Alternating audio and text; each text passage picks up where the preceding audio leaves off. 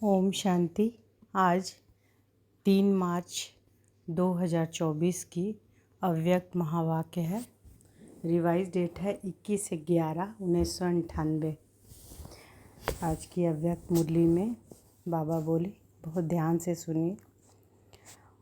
महावाक्य का सार है, सेवा के साथ देह में रहते विदेही अवस्था का अनुभव बढ़ाओ।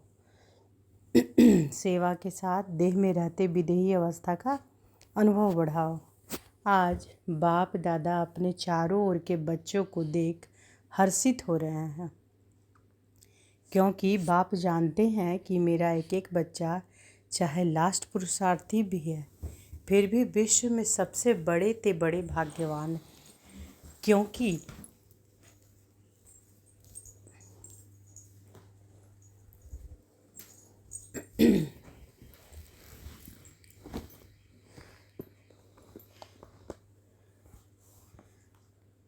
भाग्य विधाता बाप को जान पहचान भाग्य विधाता के डायरेक्ट बच्चे बन गए। बाबा क्या बोल रहे हैं कि क्योंकि बाप जानते हैं कि मेरा एक एक बच्चा चाहे लास्ट पुरुषार्थी भी है, फिर भी विश्व में सबसे बड़े से बड़े भाग्यवान है। क्योंकि भाग्य विधाता बाप को जान पहचान भाग्य विधाता के डायरेक्ट बच्चे बन गए।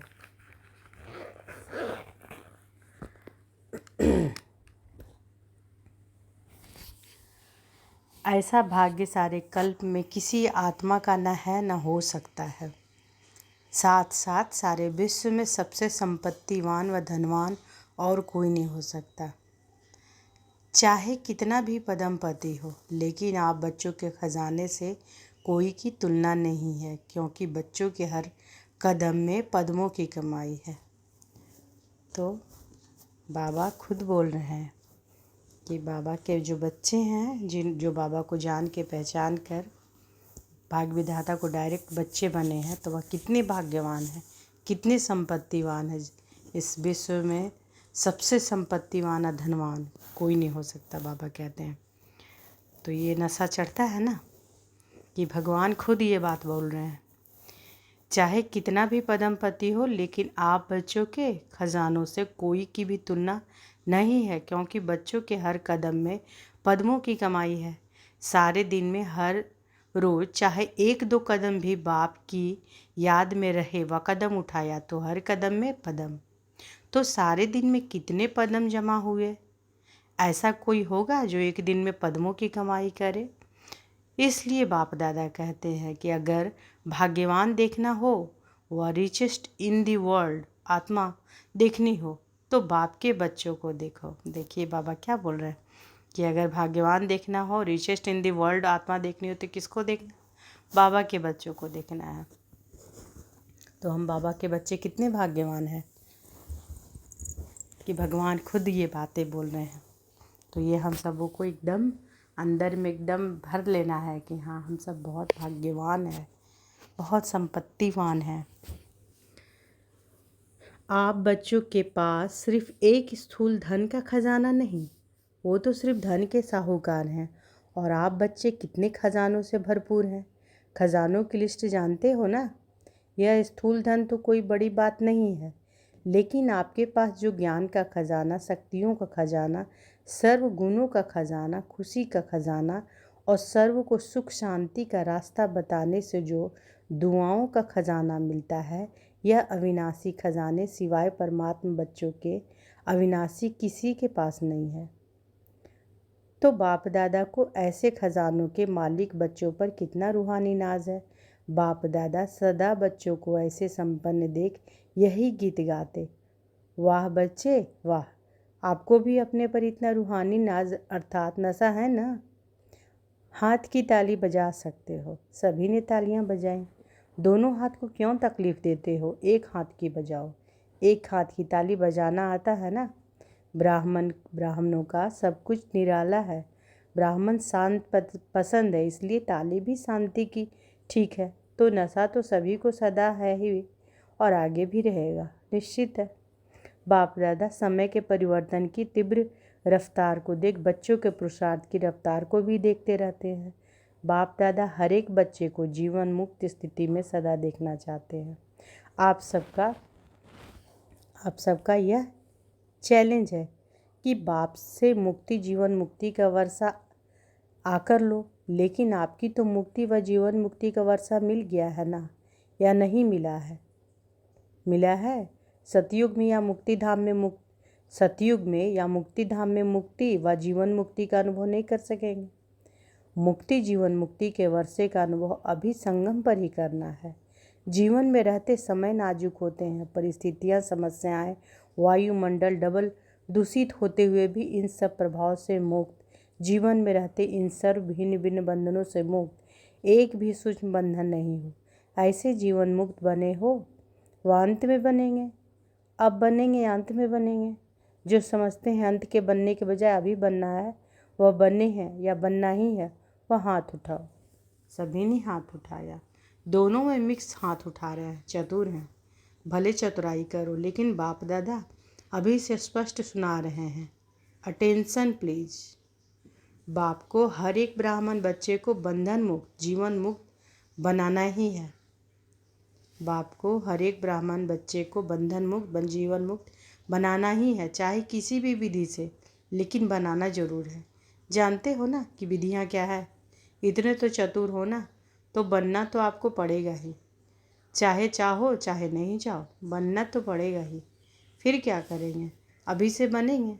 आपके मुख में गुलाब जामुन, सबके मुख में गुलाब जामुन आ गया ना, लेकिन यह गुलाब जामुन है अभी बंधन मुक्त बनने का। ऐसे नहीं कि गुलाब जामुन खा जाओ। हॉल की शोभा बहुत अच्छी है, एकदम माला लगती है। यहाँ से आकर देखो तो ऐसे माला लगती है। यह कुर्सियों वालों की माला तैयार हो गई। अच्छा है, कारणे अकारणे जैसे अभी कुर्सी ली है ना, ऐसे ही जब बाप दादा फाइनल समय प्रमाण सिटी बजाएंगे कि जीवन मुक्ति की कुर्सी पर बैठ जाओ, तो भी बैठेंगे या अभी कुर्सी पर बैठे हैं? ऐसे नहीं कि धरनी पर बैठे हुए कुर्सी नहीं लेंगे। पहले आप धरनी पर बैठना है। यह है तपस्या की निशानी, तंदुरुस्ती की निशानी।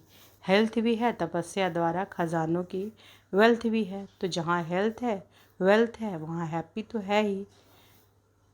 तो अच्छा है, हेल्दी हो वेल्दी हो। तो बाप दादा आज देख रहे हैं कि बच्चों के 3 प्रकार के स्टेजेस हैं। एक है पुरुषार्थी, उसमें पुरुषार्थी भी है और तीव्र पुरुषार्थी भी है। दूसरे हैं जो पुरुषार्थ की प्रारब्ध जीवन मुक्त अवस्था के स्टेज में अनुभव कर रहे हैं।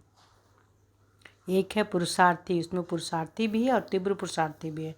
दूसरे हैं जो पुरुषार्थ की प्रारब्ध जीवन मुक्त अवस्था के स्टेज में अनुभव कर रहे हैं, लेकिन लास्ट की संपूर्ण स्टेज है देह में होते भी विदेही अवस्था का अनुभव। तो 3 स्टेज देखिए। पुरुषार्थ की स्टेज में ज़्यादा देखें। प्रारब्ध जीवन मुक्त की प्रारब्ध यह नहीं कि सेंटर के निमित्त बनने की व स्पीकर अच्छे बनने की व ड्रामा अनुसार अलग अलग विशेष सेवा के निमित्त बनने की, यह प्रारब्ध नहीं है। यह तो लिफ्ट है और आगे बढ़ने की, सर्व द्वारा दुआएं लेने की, लेकिन प्रारब्ध है जीवन मुक्त की। कोई बंधन नहीं हो। आप लोग एक चित्र दिखाते हो ना, साधारण अज्ञानी आत्मा को कितनी रस्सियां में बंधा हुआ दिखाते हैं। वह है अज्ञानी आत्मा के लिए लोहे की जंजीर, मोटे मोटे बंधन है। लेकिन ज्ञानी तो आत्मा बच्चों के बहुत महीन और आकर्षण करने वाले धागे हैं। लोहे की जंजीर अभी नहीं है जो दिखाई दे देवे, बहुत महीन भी है, रॉयल भी है, पर्सनालिटी फील करने वाले भी हैं, लेकिन वह धागे देखने में नहीं आते हैं। अपनी अच्छाई महसूस होती है। अच्छाई है नहीं, लेकिन महसूस होते ऐसे होते हैं कि हम बहुत अच्छे हैं, हम बहुत आगे बढ़ रहे हैं। तो बाप दादा देख रहे हैं यह जीवन बंध के धागे मेजॉरिटी में है, चाहे एक हो चाहे आधा हो, लेकिन जीवन मुक्त बहुत बहुत थोड़े देखें। तो बाप दादा देख रहे थे कि हिसाब के अनुसार यह सेकेंड स्टेज है, जीवन मुक्त लास्ट स्टेज तो है। देह से न्यारे विदेहीपन की उस स्टेज और जो स्टेज सुनाई उसके लिए बहुत बहुत अटेंशन चाहिए। सभी बच्चे पूछते हैं 99 आएगा क्या? ये 98 का है ना। बाबा किस लिए बाबा पूछ रहे हैं कि सभी बच्चे पूछते हैं 99 आएगा क्या? क्या करे क्या करे क्या नहीं करे? बाप दादा कहते हैं कि 99 के चक्कर को छोड़ो, अभी से विदेही स्थिति का बहुत अनुभव चाहिए। जो भी परिस्थितियाँ आ रही है और आने वाली है उसमें विदेही स्थिति का अभ्यास बहुत चाहिए। इसलिए और सभी बातों को छोड़, यह तो नहीं होगा, यह तो नहीं होगा, क्या होगा, इस क्वेश्चन को छोड़ दो। विदेही अवस्था वाले बच्चों को कोई भी परिस्थिति व कोई भी हलचल प्रभाव नहीं डाल सकती। चाहे प्रकृति के पांचों ही तत्व अच्छी तरह से हिलाने की कोशिश करेंगे, परंतु विदेही अवस्था के अभ्यासी आत्मा बिल्कुल ऐसा अचल अडोल पासविद ऑनर होगा जो सब बातें पास हो जाएगी, लेकिन वह ब्रह्मा बाप के समान पासविद ऑनर का सबूत रहेगा।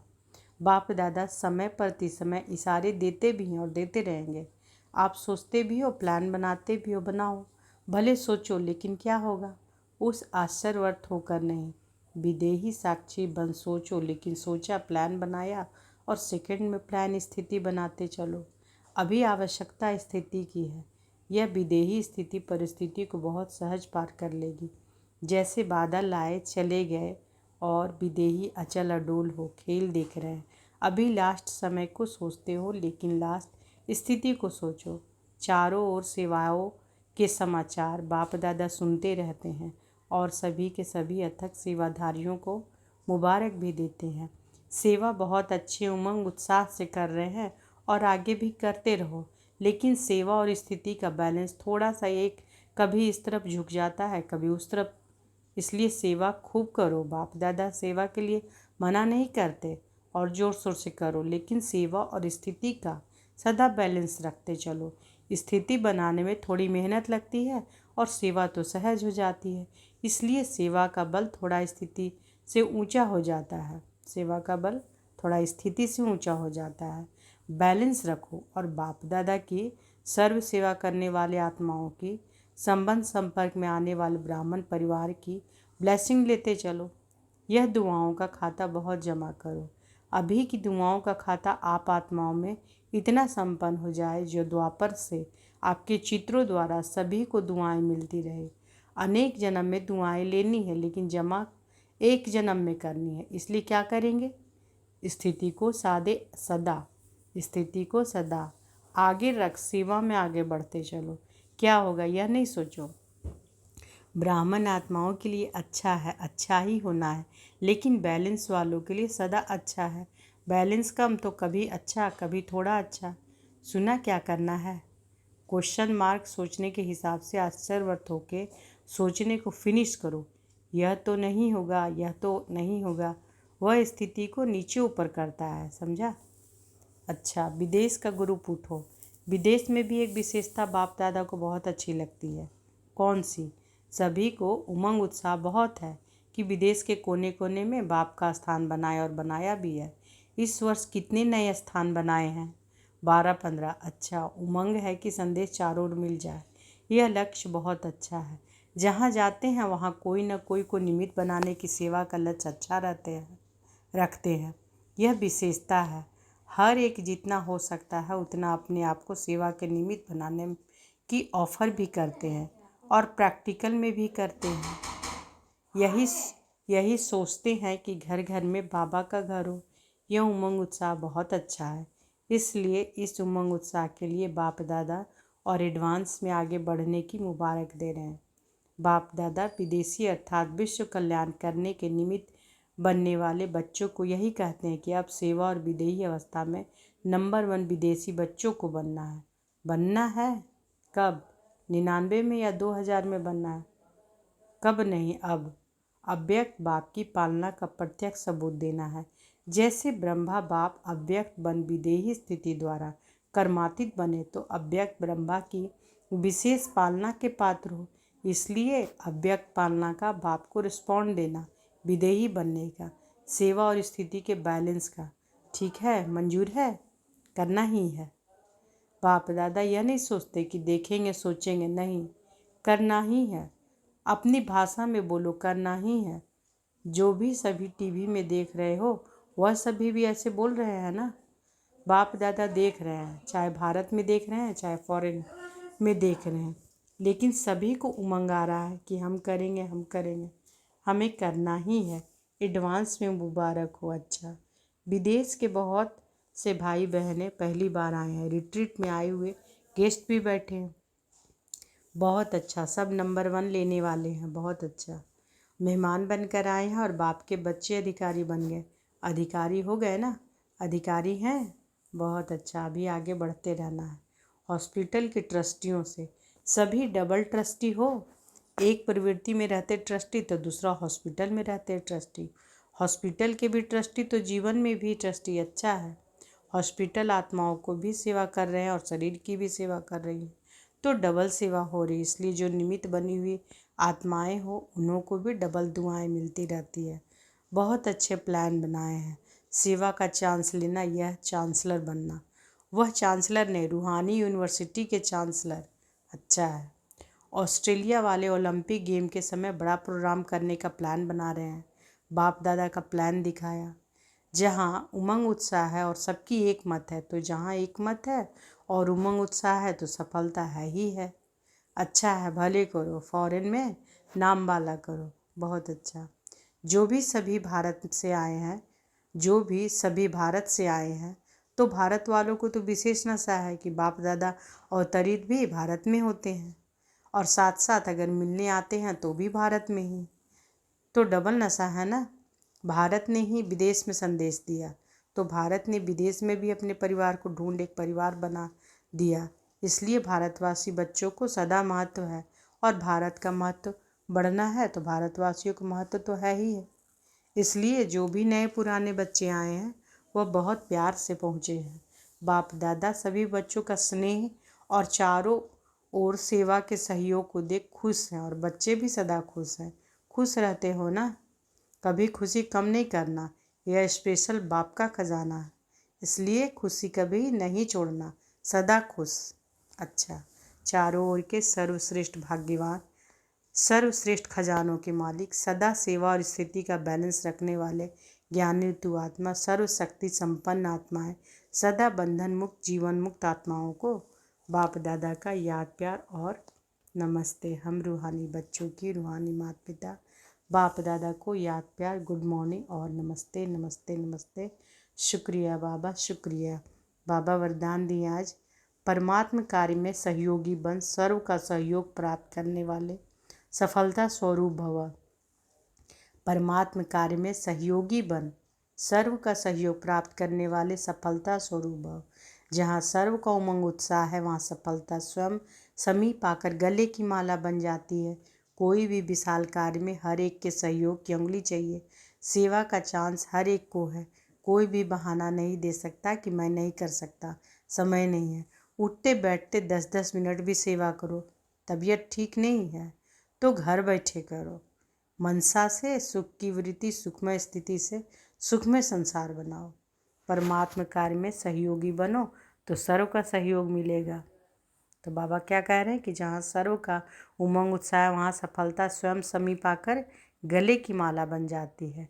कोई भी विशाल कार्य में हर एक के सहयोग की अंगुली चाहिए। सेवा का चांस हर एक को है। कोई भी बहाना नहीं दे सकता कि मैं नहीं कर सकता, समय नहीं है। उठते बैठते 10-10 मिनट भी सेवा करो।